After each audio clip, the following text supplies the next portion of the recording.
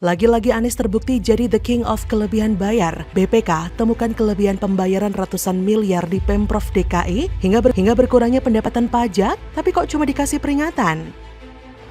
Sering terjadi ya, sering sekali terjadi di tiap tahun ada bahasa BPK adalah kelebihan bayar.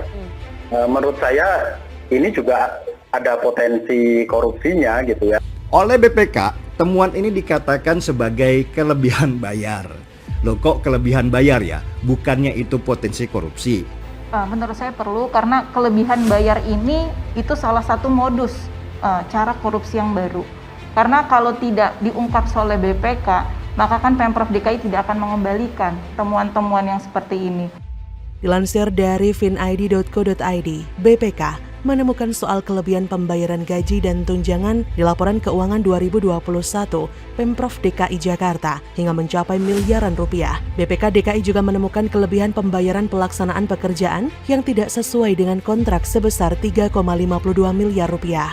Tak hanya soal kelebihan bayar, BPK juga menemukan kekurangan pendapatan pajak daerah sebesar 141,63 miliar. Dari temuan BPK tercatat kelebihan pembayaran gaji dan tunjangan sebesar 4,17 miliar rupiah, serta belanja barang dan jasa sebesar 3,13 miliar rupiah. Kata Kepala Perwakilan BPK DKI Dede Soekarjo Selasa 31 Mei, BPK menekankan pentingnya peningkatan monitoring dan pengendalian atas pengelolaan rekening kas pada organisasi perangkat daerah dan Bank DKI. Temuan itu disampaikan saat rapat paripurna soal hasil pemeriksaan BPK atas laporan keuangan Pemprov DKI Jakarta pada 2021 terkait kekurangan pendapatan pajak. Penyebabnya, kata dia, ada 303 wajib pajak yang melunasi bea perolehan hak atas tanah dan bangunan atau BPHTB dan sudah selesai melakukan balik nama sertifikat kepemilikan tanah atau bangunan. Namun, BPHTB kurang ditetapkan sebesar 141,63 miliar rupiah. Selain itu, BPK juga menemukan kekurangan pemungutan dan penyetoran BPJS Kesehatan dan BPJS Ketenagakerjaan sebesar 13,53 miliar rupiah. Sementara itu, dalam pengelolaan aset, BPK juga menemukan kekurangan pemenuhan kewajiban koefisien lantai bangunan sebesar 2,17 miliar. Dan pencatatan aset ganda atau aset tetap belum ditetapkan statusnya. Selain itu ada 3.110 bidang tanah yang belum bersertifikat, serta pemanfaatan aset tetap oleh pihak ketiga tak didukung dengan perjanjian kerjasama. Temuan tersebut menjadi catatan penting bagi Pemprov DKI dalam mengelola keuangan daerah, meski dalam laporan keuangan sejak 2017 hingga 2021 cukup mengejutkan karena DKI selalu mendapatkan opini wajar tanpa pengecualian atau WTP. Ya, BPK kan Badan Pemeriksa Keuangan, bukan KPK. Jadi bukan tugasnya BPK menentukan ini korupsi atau bukan.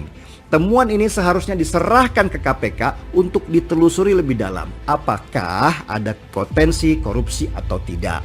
Tetapi kita dalam sistem pengawasan kita kan harus melihat apa yang terjadi di balik itu. Iya. Jadi apa, Bang? Misalnya, contoh nih ya, kita fokus dulu kepada lebih bayar. Nah, kelebihan pembayaran ini kan harus kita lihat. Apa sebabnya dia bisa lebih bayar? Masker ada unsur korupsi 5, sekian miliar. Kelebihan bayar pegawai, orang yang sudah pensiun dan meninggal tetap dibayar saja 800 sampai 900 juta. Ada lagi kelebihan bayar pengelolaan air limbah mencapai 1,5 miliar. Rapid test juga kelebihan bayar 1, sekian miliar. Mengapa para penegak hukum dalam hal ini KPK diam saja?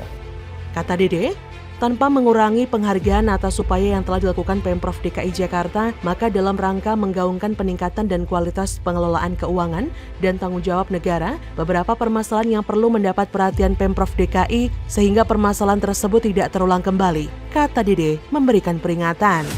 Anies Baswedan semakin kesini kian dikenal publik tapi bukan karena prestasinya, tapi kontroversinya. Tapi kendati demikian, tetap tak surutkan tekad bagi Anies untuk terus bersolek, sebab 2024 ada panggung akbar, yaitu pemilihan Presiden Republik Indonesia. Nah, panggung inilah yang nampaknya menjadi tujuannya. Ini terlihat lucu sekaligus wagu. Mengapa terus terjadi berulang kali? Maka tak berlebihan jika kita dapat memberi sebuah kesimpulan bahwa tata kelola keuangan Pemprov DKI Jakarta sangat buruk. Tapi anehnya, DKI Jakarta mendapatkan WTP wajar tanpa pengecualian dari BPK. Tapi bagaimanapun, upaya poles memoles itu tentu potret buram bagi seorang Anies Baswedan yang oleh sebagian partai politik dan sebagian masyarakat didukung menjadi Capres 2024. Bagi kita yang berpikir secara logika sehat bertanya, ada apa dengan mereka? Apakah fakta-fakta yang terungkap selama ini tak cukup untuk membuka paradigma? Sederhananya saja begini, jika diberi tanggung jawab seluas DKI Jakarta saja banyak memberi jalan modus dan terbukti tak becus, apalagi seluas NKRI. Apa iya cukup modal cas-cis-cus? Coba sekarang kita pikir dengan hati jernih dan akal sehat. Apa jadinya negara kita jika sampai dipimpin oleh orang model begini? Satu kata, bangkrut. Bagaimana menurut Anda?